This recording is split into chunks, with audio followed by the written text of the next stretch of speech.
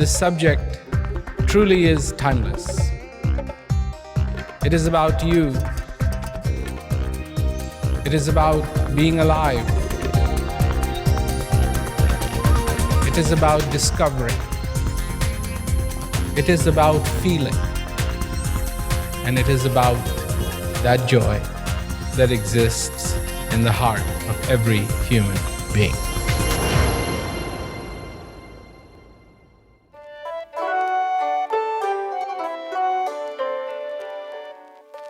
Once there was a very, very poor man who came across an abandoned farm. He saved up his money whatever he could and bought it. He worked, and he worked, and he worked. He sowed his crops and reaped them. And he made a beautiful farm. Finally, the land started producing bumper crop after bumper crop, season after season. And each time there was a crop, he would sell it and save the money he made. He would save and save and save. After a few years, he became quite wealthy. So he took the money that he had saved and bought gold. Then he put the gold in a box. The man then decided to bury the gold on his farm.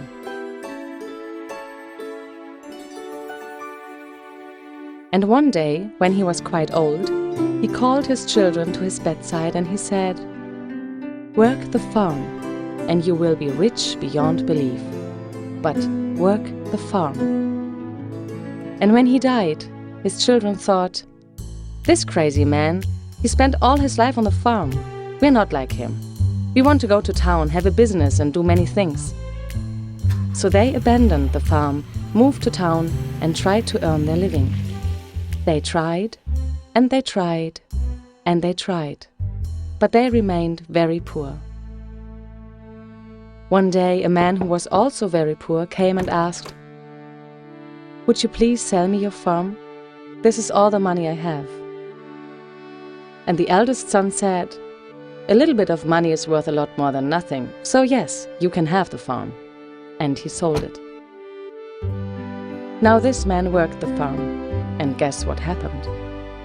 One day, as he plowed the field, he found the box filled with gold. Within us, there's also a farm. It may be a neglected farm, but it is a farm. And in this farm is a field. And in the field lies a buried treasure.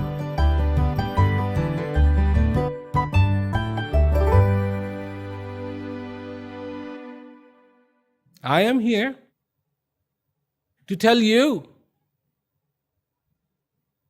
such a treasure is buried within this field. But you must plow this field. And if you do, you too, one day, will uncover this treasure that lies inside of you. The farmer knows how to plow the field.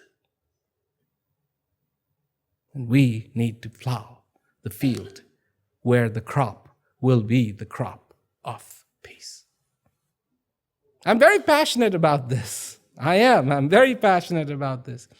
And I wouldn't be so passionate if I don't see a change being made. Slowly, more and more people are recognizing this need and joining. And more people are saying, on the face of this earth, in millions, of course the population is 7 billion, but at least it's in millions that people are saying it can be done. We live our lives, we have our jobs. Some days things are good, some days things are not so good. Some days it feels like you're dragging. Some days it feels like you're flying a little bit till you hit a wall, then you go, okay.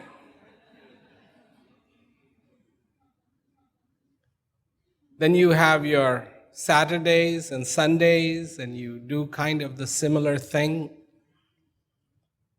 And then Monday comes, and then you do the same thing, and then the Tuesday comes, and it does the same thing.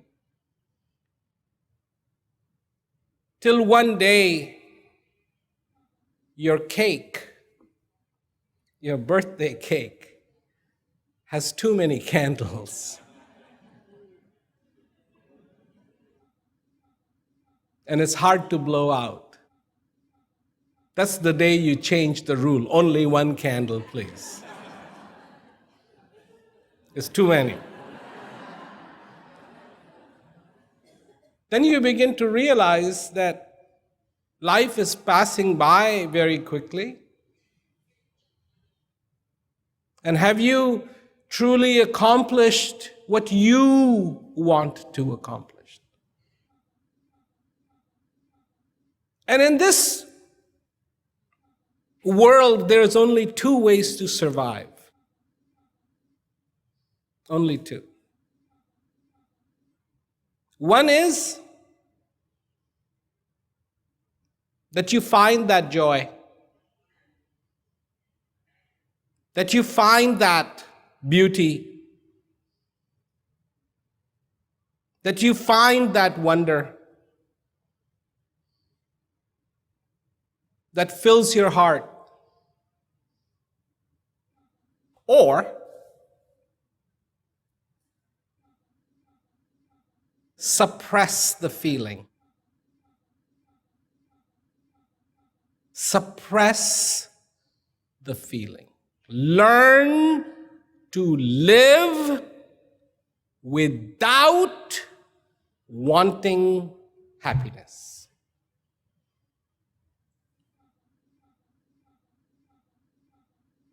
So sad. And at the same time, I know that the reality is much kinder.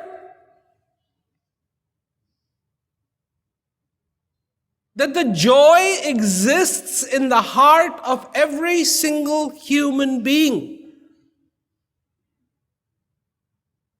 That the peace exists in the heart of every single human being. No one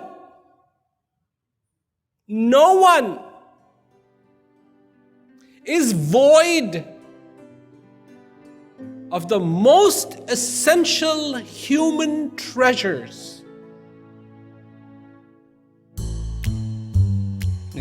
Remember, it wasn't that long ago. Everybody was on top of the world.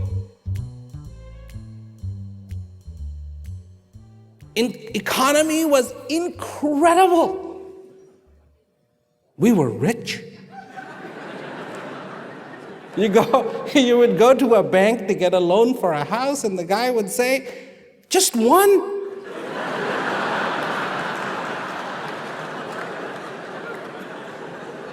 Why don't you apply for two? And there were people with 3 properties, 4 properties that couldn't even take care of a punctured tire. But they were rich. Everybody was rich. Everybody, I have to go there. I have a house there. I have to do this. I have to do... And then...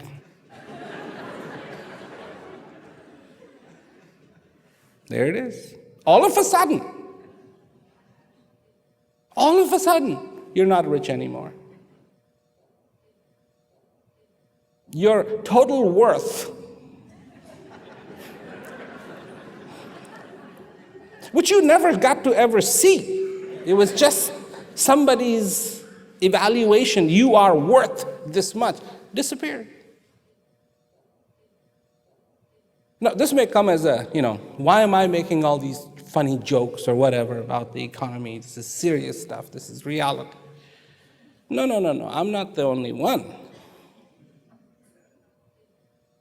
Many before me have said this is the grand illusion.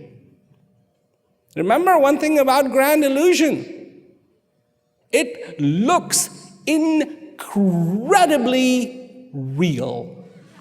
That's what makes it an illusion. If it did not look real and you could just see how fake it was, it would not be called an illusion. Illusion is where it is fake, but it looks real. That's the difference. And that's the trap of traps. And we fall in it.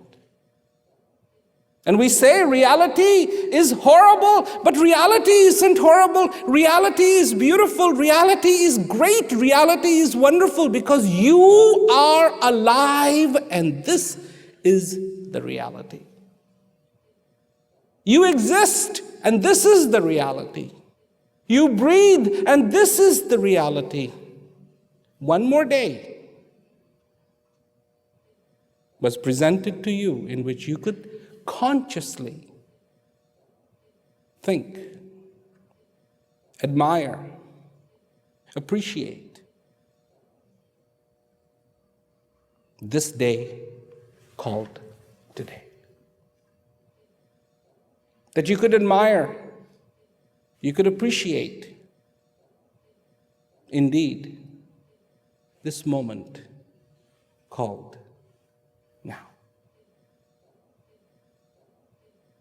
Be in that simplicity. Prosper? Yes. Be in that peace? Yes. Be in that dignity? Yes. And the good news is, all that you thought that you had lost, it's still coming. It's still coming. It's still coming. It's still coming. Prepare to gather this time. That's all.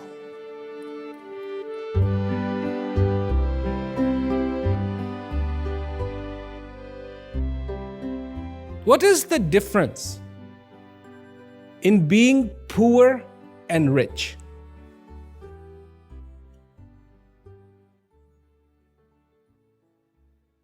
What is the difference? Or, what is the difference in being hungry and not hungry?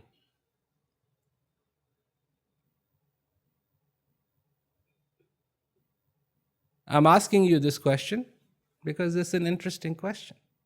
You might answer it, food.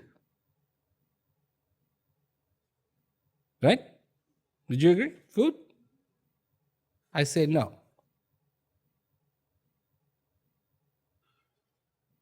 I say no.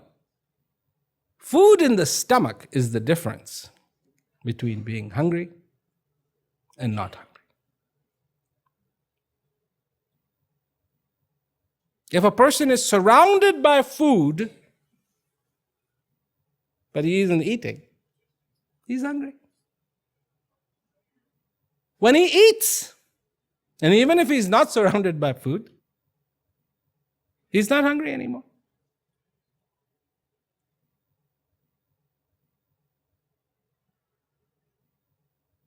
Same way. In your life, what defines you being rich or you being poor? Is knowing what you have. If you have all the wealth in the world, you could be sitting under a gold mine, but you don't know it. Every morning you get out and you beg for money, but you're sitting on a gold mine. So are you rich or are you poor? Somebody gives you a piece of glass, you go, piece of glass. Just my luck, piece of glass. You throw it away. Somebody comes along, walking by, goes, wow, a beautiful uncut diamond. I'm rich. Recognition. One was able to look at that and say, this is an uncut diamond. And the other one just said, oh, it just looks like a piece of glass. I don't want somebody to get hurt.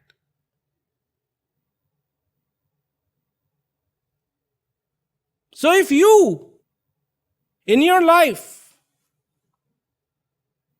want the wealth, the riches that have been given to you, you will have to learn how to recognize it. If you don't recognize it, then what has been given is given. You didn't get it. You never took advantage of it. And so goes the saying, empty-handed you came, and empty-handed you shall return.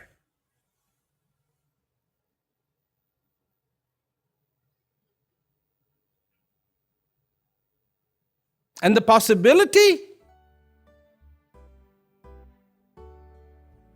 takes something that is important.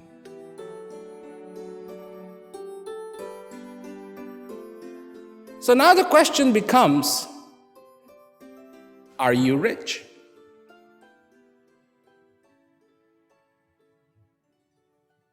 What is incredibly precious? And not only precious, but what do you have that is precious and you have abundance of it?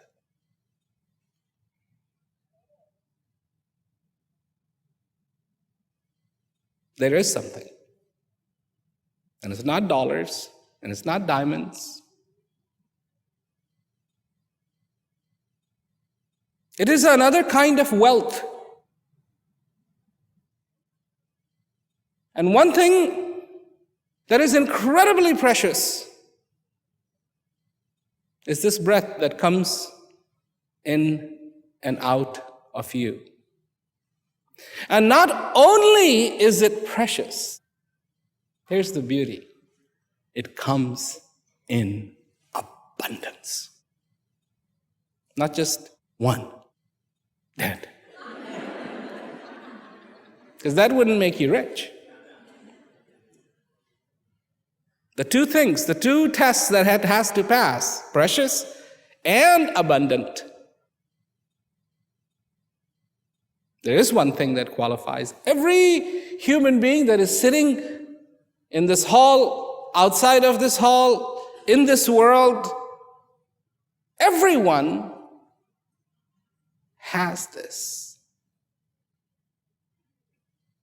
And it is the most beautiful gift. This life is the most beautiful gift that we have been given. Recognition. Recognition of what you have been given. Recognition of this life. Recognition of being alive. This is how you celebrate. This is how you celebrate. To celebrate in gratitude. To celebrate in most simple way. And breath isn't the only gift that you have been given. It isn't. There is another gift, and another gift, and another gift that you are rich in. And you need to understand the richness of all of that. Peace also has been placed inside of you. And not only is it precious, but there is abundance of it. To last for the rest of your life. Rest of your life. If that isn't enough you have also been blessed with love. You've also been blessed to look, to see, called admiration. Do you realize these are incredibly powerful things? Yes, there are problems in the world. But the point is, amongst us, within us, lies the solution to those problems. It is indeed a privilege to be in the company of those who admire peace. It is a privilege to be in the company of those who want peace, not only for this world, not only for the mankind, but also for themselves. Give people that hope. Give people that understanding. I do it my way. And the way I do it is telling people what they already know. That what they're looking for is inside of them. And when people find and begin to look within them, they do not see ugliness, but they see a simplicity and they see a beauty. Find that beauty inside of you, because believe me, that's where it is. Dig for the treasure till you find it, because it's there within, inside of you. Seek and find. And seek till you have found. Do not take no for an answer. Dig, dig, dig till you find.